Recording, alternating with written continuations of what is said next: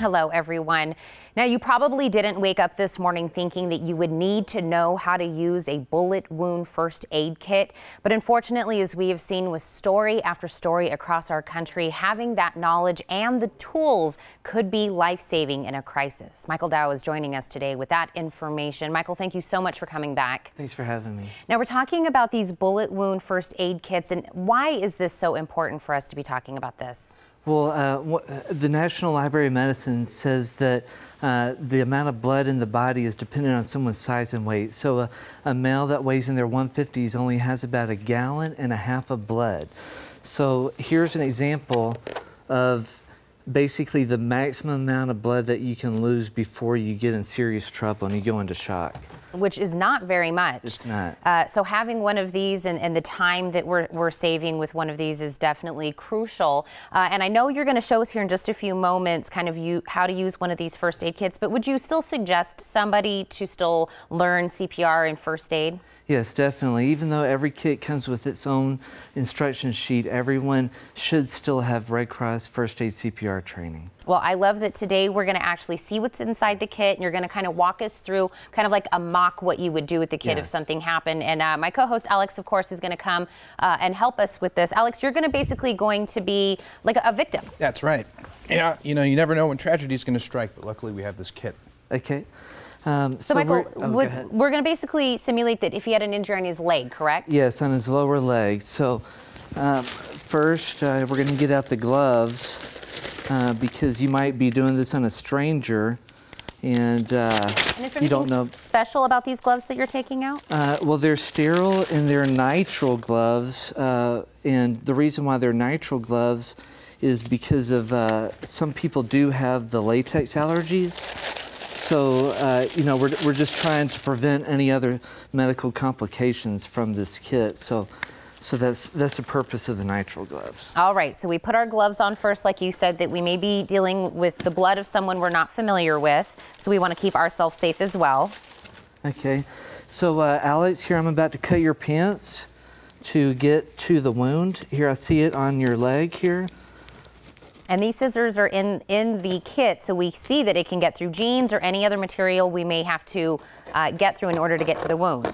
Yes, and they are EMS shears, so that you don't have to worry about jabbing the person's leg. So here we're going to take out the clotting sponge, and Alex, if you can stand up or sit up and put this on the wound right there. And how does the clotting sponge work, Michael? It starts a cascade of changes in proteins in the blood that ends up causing a protein called fibrin to lay down in strips. And here we go. And the idea here too is that if someone is not fatally wounded yet, they can assist you by holding this, right? Yes, yes.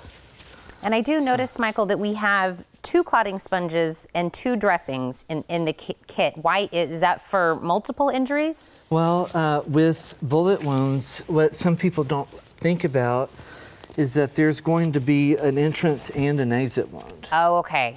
So that's why we have 2 of each. Yes. And so here I'm going to tie the knot on top of the wound to keep that pressure there. So now we're going to take out the second clotting sponge, and we're going to simulate that the exit wound was right there. Alex, if you can hold that in place while I get that next one out.